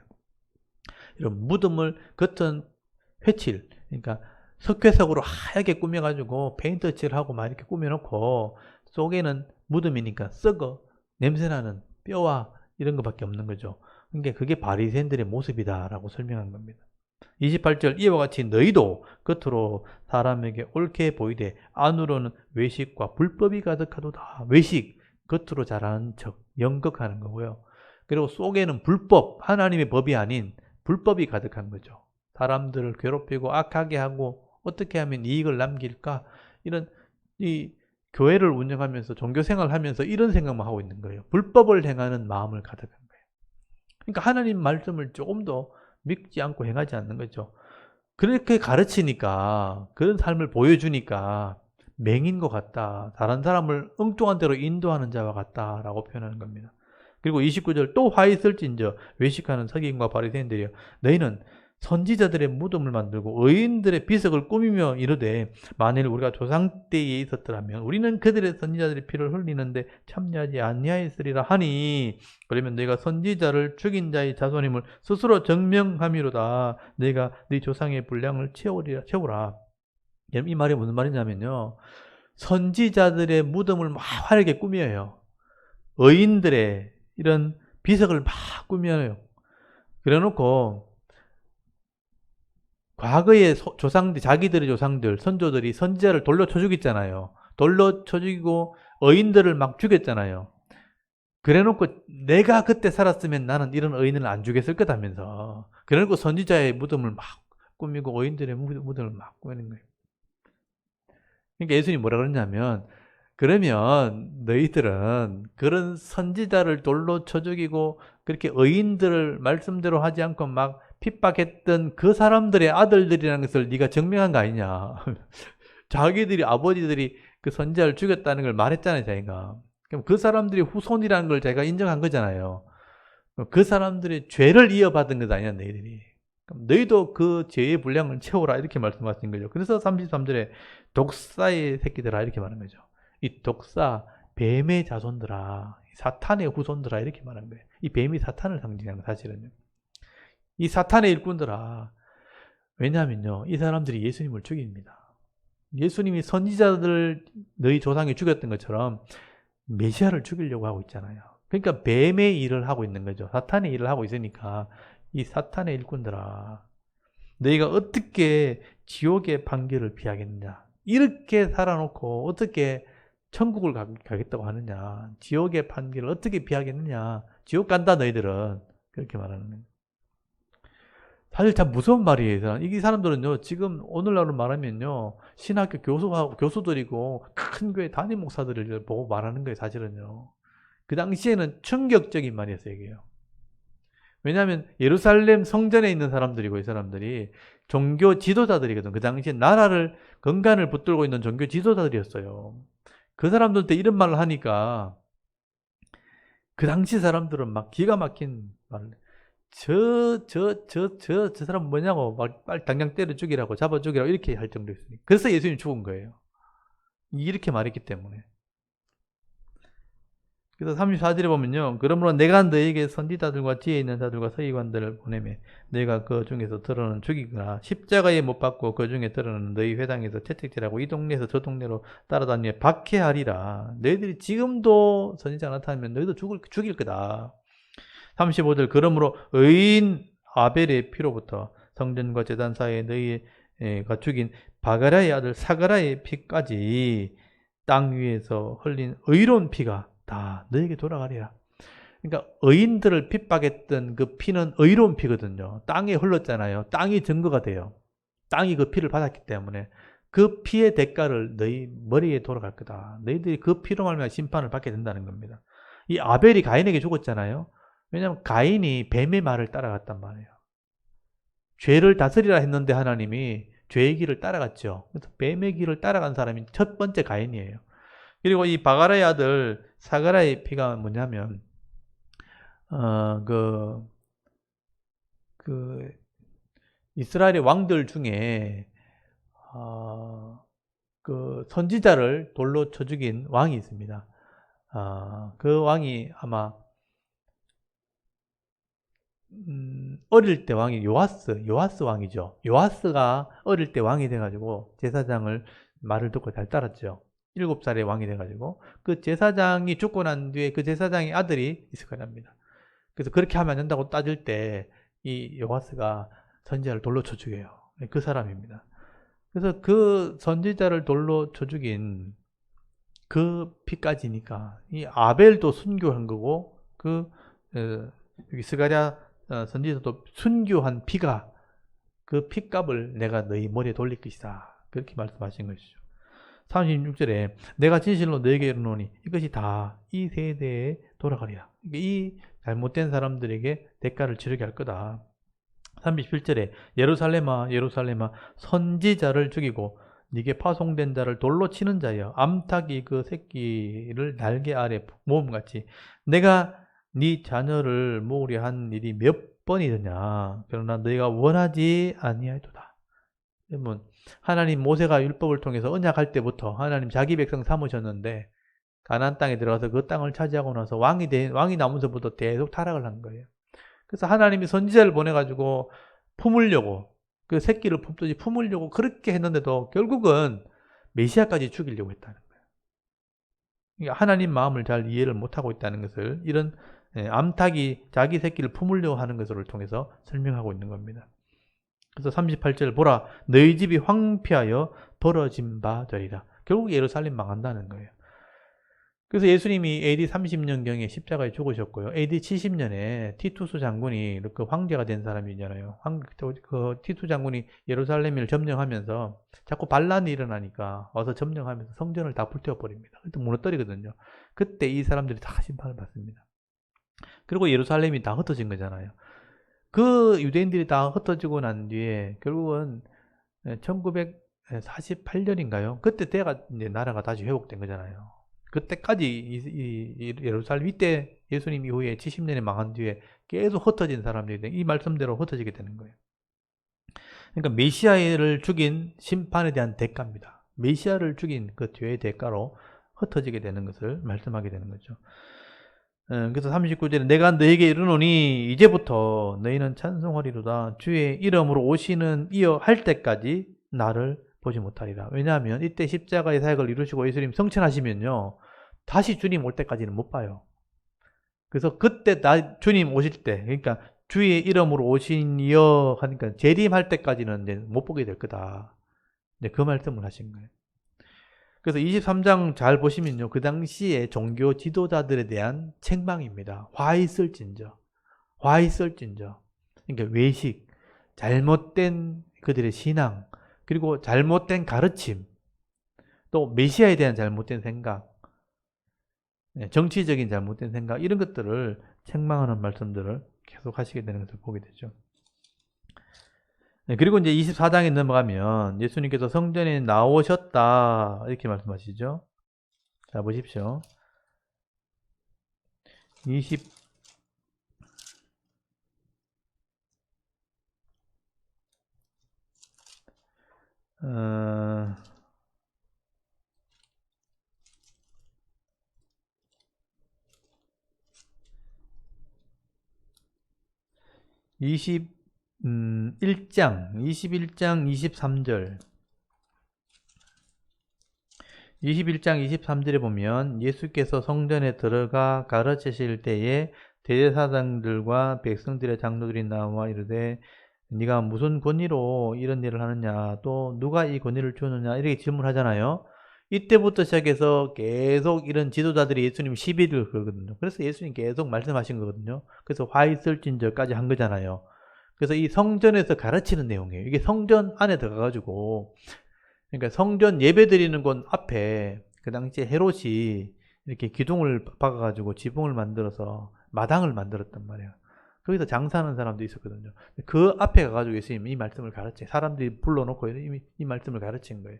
그래서 이런 화 있을진저까지 말씀 해놔놓고 24장에 와서 이제 성전에서 나오시면 성전 바깥에 나오시는 거예요. 그래서 거기 잘 보시면요. 예수님께서 성전으로 나와서 가실 때 제자들이 성전 건물을 가리켜 버리고 나오니, 그러니까 원래 스룹바벨이 성전을 예루살렘 망하고 난 뒤에 스룹바벨이 성전을 돌아가지고 다시 성전을 지었잖아요. 그게 조그마한 성전이에요. 원래 솔로몬이 성전을 지은 것이 바벨론 때 망해가지고 그 황금으로 짓고 보석으로 지은 집은 다 무너져 버리고, 스룹바벨이 포로에서 돌아와가지고 그 성전을 그렇게 크게 짓지 못해요. 그냥 그 조그만하게 돌로 지었단 말이에요. 근데 그 조그만 성전에다가 헤롯이 왕이 되면서 신약 시대에 그 성전 앞에 마당을 이렇게 기둥을 세워가지고 성전 앞에 마당을 해서 정축을 하게 됩니다. 그러니까 굉장히 바깥이 화려하게 이제 지은 거예요. 그래서 안에 진짜 성전은 조그만한데 앞에 밖에는 굉장히 크게 신전처럼 막 기둥을 세워가지고 막 지붕을 덮어서 지었단 말이에요. 근데 그걸 빠져나와서 보면서 이 제자들이 이 성전을 막 이렇게 다른데 요한복음 보면요, 성전이 굉장히 화려하지 않냐고. 이제 이게 헤롯이요 60년 동안 정축을 해요. 이 성전 하나만 정축을 하는데 더 크게 짓는데 60년 동안 짓는단 말이에요. 굉장히 화려하고 크게 지었다는 걸 자랑하는 장면이 나와요. 근데 예수님께서 이걸 보시면서 하시는 말씀이에요. 그래서 여기 보면 건물을 보이려고 나오니 하고 막 자랑을 했거든. 사실 여기는 안 나오지만 뒤에 나옵니다. 예수님 제자들이 성전이 화려하다고 막 자랑할 때 예수님께서 이 성전이 무너지게 될 것이고 돌 위에 돌 하나가 얹어지지 않을 정도로 이 성전이 무너지게 된다라는 얘기를 하게 되거든요. 그 뒤에 좀 이렇게 이론동이 나오지만 하여튼 그런 자랑을 해요. 그 자랑을 딱 들으시고 오늘 24장 2절에 보면 예수님 이 말씀 하신 거예요. 예수님께서 이렇게 대답하시되 너희가 이 모든 것을 보지 못하느냐, 내가 진실로 너희에게 이르노니 돌 하나도 돌 위에 남지 않고 다 무너뜨려지리라. 그래서 그 당시에 사람들 생각에는 이게 대리석으로 큰 돌로 이 기둥을 짓고 성전을 이렇게 정축을 했단 말이에요. 그때 헤롯이 정축한 돌이요 지금도 남아 있거든요. 예루살렘 가면 지금 다 무너지고 없지만 그때 썼던 돌이 지금도 남아 있어요. 그 돌의 크기가 얼마나 크냐면요, 이게 길이가 제가 봐도 이게 우리 의자 한 2배가 되는 길이가 되는 큰 돌이 있어요. 그러니까 수십 톤이 되는 거죠. 그런 돌로 막 이렇게 성전을 정축했단 말이에요. 이게 과연 무너질 수 있겠는가 하는 생각을 할 정도로 큰 게 성전을 짓는데 예수님께서 그 성전이 다 무너진다는 얘기를 하게 돼요. 제자들이 들으면서도 언제 그런 일이 벌어집니까? 라는 질문을 하게 되는 거죠. 그래서 24장이 종말에 대한 얘기예요. 그래서 24장은 거기 24장 3절부터 예수님이 성전이 무너진다는 얘기하고부터 어느 때 이런 일이 벌어집니까? 라는 질문을 하게 돼요. 그렇게 할 때 AD 70년에 무너지거든요. 이때가 지금 AD 30년이라고요. 그리고 나서 예수님이 종말에 대한 얘기를 하게 돼요. 마지막 때에 이런 또 심판이 있게 될 거예요. 그래서 이 마태복음 24장이요. 마태 계시록이에요. 계시라는 말은 감춰져 있는 얘기를 열어서 보여준다라는 개자에 보일 시자, 그러니까 열어서 보여주는 말씀이라는 것은 미래에 감춰져 있는 건데 미리 보여주는 그게 계시거든요. 그래서 종말에 대한 얘기를 할 때 계시라는 말을 써요. 그래서 마태복음 24장은 마태의 계시록입니다. 종말에 대한 얘기. 그래서 성전이 무너진다는 얘기 하니까 3절부터 보십시오. 예수님이 성전의 동문으로 나오면요, 기드론 골짜기가 있고 그 골짜기를 따라 올라가면 감람산, 올리브산, 감람나무가 있는 산이에요. 그 산 꼭대기에 올라가면 성전과 높이가 비슷해요. 그러니까 건너편에 가면 바로 보이는 거죠, 성전이. 지금 요 보이는 그림 있죠? 이 그림. 이게 감람산 쪽에서 찍은 거예요. 이건 제가 찍은 거예요. 제가 예루살렘 갔을 때. 근데 이게 뭐 이왕 말이 나왔으니까 이것도 영상에도 넘겨줄 수 있으면 넘겨주면 좋아요. 여기 담벼락이 이렇게 있고 요 길이 딱 가면 원래 요게 동문이 동문. 요 문 하나 보이죠? 요게 동문이고 지금 막혀 있어요. 동쪽 문이고 이게 이제 이쪽이 동쪽이니까 햇빛이 비치면 이 돌 색깔이 좀 누리끼리 하잖아요. 햇빛이 비치면 황금빛으로 변해요. 빨갛게 달아오르면. 그래서 이게 너무 아름답게 보여가지고 이걸 미문이라고 해요. 미문. 아름다울 미자로서 미문이라고 그래요. 보면 이게 사도행전 성전 미문에 올라갈 때 베드로와 요한이 안전뱅이를 일으키는 기적을 행하죠. 이게 바로 동쪽 문, 미문이에요. 아름다운 문이라고 그래가지고. 근데 이 문이 지금은 닫혀 있어요. 그냥 돌로 막아놨어요, 일부러. 왜냐하면 주님 오시면 동문으로 들어오는 거예요. 그래서 주님 오실 때 이 문을 연다 그래가지고, 주님 오실 때까지 이 문 안 열어요. 그래서 주님 오실 때 문 연다 그래가지고 이 문 지금 막아놓는 거예요. 그 당시에는 여기를 다닌 거예요. 동문으로. 그러니까 이쪽이 정동쪽이 아닌 거죠. 지금 제가 사진을 찍은 쪽은 좀 밑에 내려서 찍은 거잖아요. 이 정동문에 가면 눈물교회라고 있어요. 눈물교회. 그러니까 예수님이 십자가에 죽으시기 전에 겟세마네 동산에 기도했던 거 있죠. 거기 겟세마네 동산 요 앞에 있거든요. 거기서 보면 정동쪽이에요. 이쪽에서 찍으면 이 동쪽 문이 있고 이리로 들어가면 성전이 여기 있었던 거예요. 지금은 이제 성전이 무너져가지고 회교 사원을 세워놨잖아요. 무슬림, 이슬람 사람들이 황금 돔으로 팔각형으로 지어놓은 건 이건 회교 사원이에요. 그 이슬람 사람들이 예배 드리는 것이죠. 그래서 이것도 의미가 있어요. 사실 이걸 또 설명하려면 또 말이 길어지죠. 성전이 지금 남아있더라면 사람들은 저기 우상의 터가 됐을 겁니다. 그러니까 하나님 아예 다 없애버린 거예요. 그러니까 지금 우상의 자리를 저 갖다 놓은 것은 이슬람 사원을 저기 지어놓고서 마호메트가 여기 성지로 지정해가지고 여기를 이제 사원을 지어놓은 거예요. 그래서 그들의 성지가 여기입니다. 그래서 요 담벼락부터 시작해서 요 안에 지역은 아랍 지역이에요. 그러니까 유대인 지역이 아닌 거예요. 그러니까 유대인이 못 들어가요.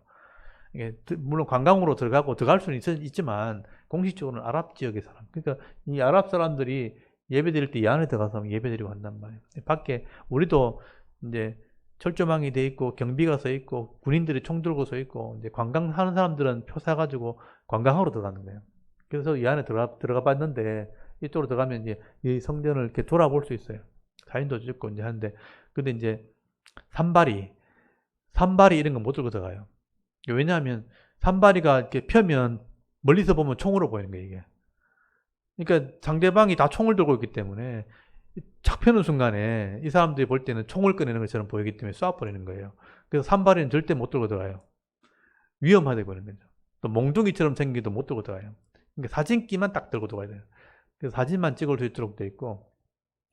그래서 제가 이제 설명하다 보니 그렇게 됐는데, 이게 이제 감남산을 제가 설명하려고 여기 조금 높은 지역이에요. 예수님이 이제 이쪽 내려갈 때 나귀를 타고 내려가셨거든요. 건너편에서 보면 요 골짜기가 지금 쑥 꺼져 있어요. 도로가 있고 밑에 쑥 꺼져 있는데 여기 기도론 골짜기라 그러고 감남산에 올라가면 성전이 이제 보인단 말이에요. 그러니까 예수님이 설교하신 것은 정동쪽에 있는 감남산 위에 여기서 이제 이 말씀을 하셨다는 거예요. 그래서 성전 가르치시다가 나오셔가지고 성전 막 자랑하는 거 보고 이 성전 무너진다 그래놓고 이제 산에 딱 올라온 거예요. 산에 올라서 딱 앉으니까 성전이 보인단 말이에요. 그 당시에는 성전이 있었으니까. 그래서 3절을 보시면요. 예수께서 감람산 위에 앉으셨을 때 제자들이 조용히 와서 이르되 우리에게 이르소서 어느 때에 이런 일이 있겠사오며 또 주의 임하심과 세상 끝에는 무슨 징조가 있사오리까 이렇게 물어보죠. 그러니까 세상 끝에 대한 얘기를 물어본 거예요. 성전 무너진다 하니까 세상 망하는 건데 그 세상 망할 때는 어떤 일이 벌어지는 겁니까? 라고 질문하니까 예수님께서 종말에 대한 얘기를 하신 거예요. 성전은 AD 70년에 무너지지만 종말에도 이런 일이 벌어진다 하고 종말에 대한 얘기를 하는데 이때부터 이제 마태계시록이 된 거예요. 여러분 4절에 예수님께서 대답하여 이르시되 너희가 사람의 미혹을 받지 않도록 해라. 주의해라. 많은 사람이 내 이름으로 와서 이르되 나는 그리스도라 하여 많은 사람을 미혹하리라. 마지막 때가 되면 내가 예수다, 내가 메시아다 하는 자가 나온다는 거예요. 그리고 6절에 난리와 난리의 소문을 듣겠으나 너희가 삼가 두려워하지 말라. 이런 일이 있어야 하되 아직 끝이다 아니야. 난리와 난리는 전쟁이거든요. 이런 전쟁이 많이 일어나게 될 거다. 7절 민족이 나라와 나라를 대적하여 일어나 있고 그 곳곳에 기근과 지진이 있으리라. 그러니까 민족과 나라가 싸우는 일이 벌어진다. 이건 큰 전쟁이에요. 아직 우린 그런 전쟁이 아직 일어나지 않습니까? 이 요한계시록에 보면 일곱 나팔이 나오거든요. 그런 시대가 되면 이렇게 될 거라는 얘기를 해놨는데 그런 전쟁이 먼저 일어나면 양식이 떨어져요. 전쟁이 벌어지니까 기근이 있고 그 다음에 천재지변이 일어나는데 그게 지진이에요. 그런 일들이 일어나게 되는 일이 벌어진다. 근데 이게 끝이 아니에요. 이 모든 것의 재난의 시작, 이 모든 것은 재난의 시작일 뿐이다. 이런 일이 시작되면 이제 시작일 뿐이다. 그게 있는다고 전쟁이 즉 종말이 오는 게 아니다 이런 뜻이에요. 9절에 그때 사람들이 너희를 환난에 넘겨주면 너희를 죽이리니 너희가 내 이름 때문에 모든 민족에게 미움을 받으리라. 그때 예수 믿는 사람이 핍박받는 때가 온다 그랬어요. 그때 많은 사람이 실족하게 되어 서로 잡아주고 서로 미워하겠으며 거짓 선지자가 많이 일어나 많은 사람을 미혹하겠으며 불법이 성함으로 많은 사람이 사랑이 식어지리라. 그러나 끝까지 견디는 자는 구원을 얻으리라. 이 천국 복음이 모든 민족에게 정언되기 위하여 온 세상에 전파되리니 그제야 끝이 오리라. 그러니까 세상의 종말은 이 복음이 모든 사람에게 들려지고 더 이상 돌아올 사람이 없어야 끝난다는 거예요. 근데 아직은 아니죠. 아직은 복음을 듣지 못한 사람도 많고 또 복음에 대한 것을 진지하게 생각해 본 사람도 생각해 보지 않은 사람도 많죠. 그러니까 이런 사람, 더 이상 돌아올 사람이 없게 될 정도로 타락할 때가 돼야 되기 때문에 아직 아닌 거죠. 15절에 그러므로 너희가 선지자 다니엘에게 말한 바 멸망에 가증한 것이 거룩한 것에 선 것을 보거든 그때 유대에 있는 자들은 산으로 도망할지어다. 이게 다니엘에 대한 얘기를 하게 되죠. 멸망에 가증한 것이 거룩한 곳이니까 성전이거든요. 그러니까 마지막 때 이 성전이 세워지는 거예요. 지금은 성전이 없죠. 아까 회교 사원이 서 있죠. 저게 없어지고 성전이 세워질 날이 온다는 거예요. 그리고 나서 그 성전에 이제 적그리스도 가증한 것이 세워지면 그게 다니엘서에 말하는 마지막 7년 중에 3분 반틈 3년 반 동안 핍박이 일어나게 돼 있어요. 그때가 되면 이제 종말이 되는 거예요. 그러니까 다니엘서와 좀 연관이 돼 있다 하는 얘기를 하게 되는 거죠. 지금 요한계시록을 제가 주일날 낮에 하고 있거든요. 요 내용과 거의 같이 이렇게 맞물려 가고 있어요. 그래서 이 마지막 딱 3년 반 동안에 그전에는 예배 드릴 수 있게 돼요. 성전이 세워지고 예배 드리다가 3년 반 동안은 폐해지고 가증한 것이 세워지면서 핍박하는 3년 반이 나옵니다. 그때에 끝까지 믿음을 지키는 사람이 돌아오고 그 다음에 세상의 종말이 오는 거예요. 그 종말이 올 때, 핍박을 할 때 엄청난 핍박이 오기 때문에 그때는 임신한 사람이랑 어린아이는 굉장히 힘들 거다. 그런 얘기를 하게 된 거예요. 그래서 여기 17절에 지붕 위에 있는 자는 집 안에 있는 물건을 가지러 내려가지 말며 밭에 있는 자들은 겉옷을 가지러 뒤로 돌아오지 말지어다. 그날엔 아이 뵌 자들과 젖 먹이는 자들에게는 화이 있을진저로다. 너희가 도망하는 일이 겨울이나 안식일에 되지 않도록 기도하라. 이는 그때에 큰 환란이 있겠습니다. 창세부터 지금까지 이런 환란이 없었고 후에도 없으리라. 그러니까 마지막 환란을 말하는 것이죠. 굉장히 힘들 거란 얘기를 한 거죠. 그 날들을 감하지 않냐면 모든 육체가 구원을 얻지 못할 것이나 그러나 택하신 자들을 위하여 그 날을 감하시리라. 그 정도로 힘들다는 겁니다. 그때 사람이 너에게 말하되 그리스도가 여기 있다 혹은 저기 있다 하여도 믿지 말라. 거짓 그리스도들과 거짓 선지자들이 일어나 큰 표적과 기사를 보여 할 수만 있으면 택한 자들을 미혹하리라. 그러니까 표적으로 미혹하는 그런 말씀으로 구원받아야 되는데 표적으로 미혹하는 거짓 선지자가 나온다는 거예요. 병 고쳤다, 기적이 나타났다, 뭐 이렇게 그런 표적으로 마술사처럼 하는 무당들이 나옵니다. 25절 보라 내가 너에게 미리 말하였노라. 그런 사람들이 너에게 말하되 보라 그리스도가 광야에 있다 하여도 나가지 말고 보라 골방에 있다 하여도 믿지 말라. 번개가 동편에서 나서 서편까지 번쩍임같이 인자의 임함도 그러하리라. 순식간에 주님이 온다는 뜻이에요. 이런 번개가 번쩍하면 끝나잖아요. 그것처럼 주님이 온다는 얘기예요. 28 죽음이 있는 곳에는 독소리들이 모일 것이라. 심판하러 오시기 때문에 그때 모든 사람이 죽는 일이 벌어진다는 거죠. 29절 그날 환란 후에 즉시 해가 어두워지며 달이 빛을 내지 아니하며 별들이 하늘에서 떨어지며 하늘의 권능이 흔들리리라. 그때 인자의 징조가 하늘에서 보이겠고 그때 땅의 모든 족속들이 통곡하며 그들이 인자가 구름 타고 능력과 큰 영광으로 오는 것을 보리라. 여기 구름 타고 오신다는 것은 재림할 것을 지금 얘기하고 있는 그 때가 정해져 있죠. 그렇지만 알 수 없죠. 요한계시록에 이런 내용이 상세히 설명이 되어 있습니다. 그래서 31절에 그가 큰 나팔 소리와 함께 여기 큰 나팔 소리가 함께 온다는 것은 요한계시록에 보면 7째 나팔이 있어요. 그 마지막 나팔이 불려지면 이제 이런 때가 됐다는 것을 상징하는 거예요. 그래서 요한계시록을 볼 때 이걸 참고하시면 돼요. 큰 나팔 소리와 함께 천사들을 보내리니 그들의 택하신 자를 하늘 이 끝에서 저 끝까지 사방에서 모은다. 성도가 들림받게 되는 거예요. 그런 일이 그런 날이 오게 될 것이다. 그 다음에 32절 무화과 나무의 비유를 배우라. 그 가지가 연하여지고 잎사귀를 내면 여름이 가까운 줄 아나니 이와 같이 너희도 이 모든 일을 보거든 인자가 가까이 곧 문 앞에 이런 줄 알라. 그러니까 이런 성경에서 말하는 징조들을 알고 있으면 이제 때가 되었구나 하는 정도는 알 수 있다. 그 날은 정확히 알 수 없죠. 그렇지만 우리가 날씨를 분별할 수 있는 것처럼 그 성경을 아는 사람은 때는 분별할 줄 안다. 이 정도 지식은 있어야 된다는 얘기를 하고 있는 겁니다. 34절에 내가 진실로 너에게 말하노니 이 세대가 지나가기 전에 이 일이 다 일어나리라. 천지는 없어질지언정 내 말은 없어지지 아니하리라. 그러나 그 날과 그 때는 아무도 모르나니 하늘의 천사도 아들도 모르고 오직 아버지만 아시느니라. 노아의 때와 같이 인자의 맘도 그러리라. 홍수 전에 노아가 방주에 들어가던 날까지 사람들이 먹고 마시고 장가들고 시집가고 있으면서 홍수가 나서 그들이 다 멸할까지 깨닫지 못하였으니 인자의 이 맘도 이와 같으리라. 그러니까 먹고 마시고 시집가고 장가간 게 뭐냐면 음란을 말하는 거예요. 술이나 약에 취해서 음란을 행하는 것이 극도에 달하는 시대가 온다. 더 이상 희망이 없는 시대가 온다. 이런 뜻이에요. 그렇게 되면 종말이 가까운 겁니다. 40절 그때 두 사람이 밭에 있으면 한 사람은 데려가고 한 사람은 버림을 당할 것이요 두 여자가 맷돌질을 하고 있으면 한 사람은 데려가고 한 사람은 버림을 당할 것이니라. 보세요. 밭에는 일하는 거고 맷돌질은 저녁 때 이제 밥을 준비하는 거거든요. 그러니까 낮에, 그러니까 저녁에, 또 어떤 데는 잠잘 때. 그러니까 지구는 둔 거니까 한쪽에 어떨 때는 낮에 일하면 반대쪽에는 지금 자고 있죠. 또 중간쯤에는 밥을 준비하겠죠. 저녁 때좀 맷돌 갈고 있다는 거죠. 그러니까 아침을 준비하는 데도 있고 저녁을 준비하는 데도 있고 반대쪽에서는 그런 일이 벌어지죠. 또 낮에는 일하는데 반대쪽은 잠자고 있죠. 그래서 순식간에 일어난다는 그런 표현이에요. 지구는 둔 거니까. 그래서 순식간에 한 사람은 데려가고 한 사람은 버려짐을 당하는 날이 올 거다. 그러니까 지금 깨어 있어라. 42절에 그러므로 깨어있어라. 어느 날에 너희 주가 임할는지 내가 알지 못함이라. 너희도 아는 바니 만일 집 주인이 도둑이 어느 시점에 올 줄 알았더라면 깨어있어 그 집을 뚫지 못하게 하였으리라. 이러므로 너희도 준비하고 있으라. 생각하지 않은 때에 인자가 오리라. 그래서 충성되고 지혜로운 종이 되라. 여러분을 보고 하는 말이죠. 충성되고 믿음 있다는 거예요. 믿음 있고 지혜, 말씀대로 사는 종이 되어라. 주인에게 그 집 사람을 맡아 때를 따라 양식을 나눠줄 자가 누구냐.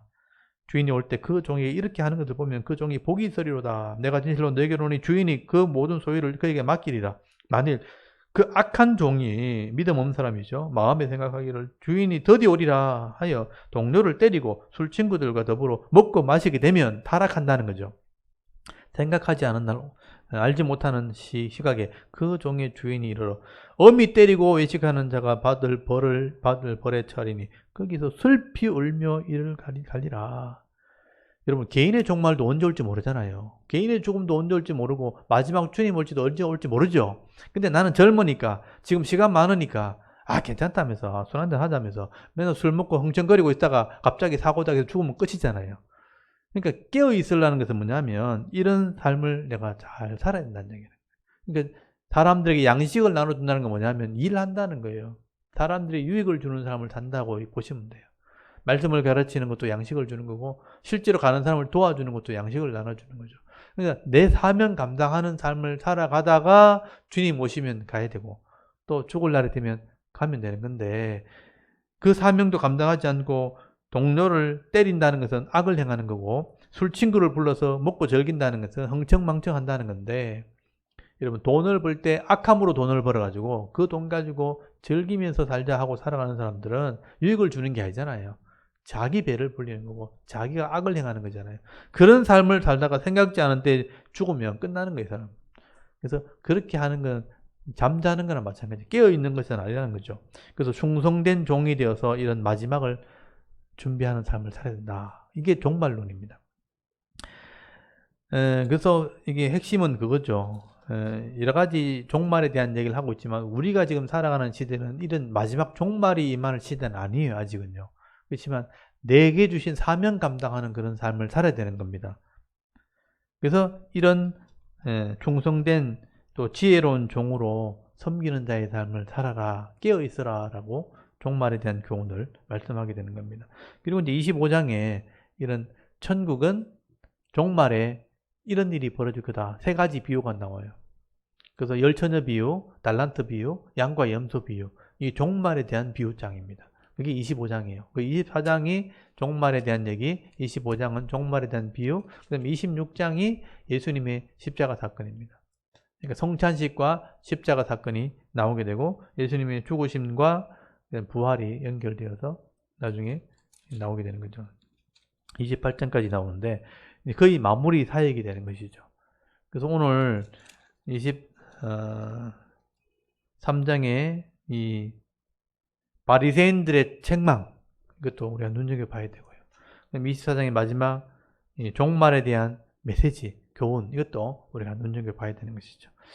오늘 여기까지 할게요. 여기까지 하고 다음 주에 이제 종말에 대한 비유장 25장, 그 다음에 성찬식과 십자가 사건 26장 다음 주에 또 배우도록 하겠습니다. 우리 잠깐 기도하고 마치겠습니다. 하나님 은혜를 감사합니다. 오늘도 최선을 다해 하루를 하게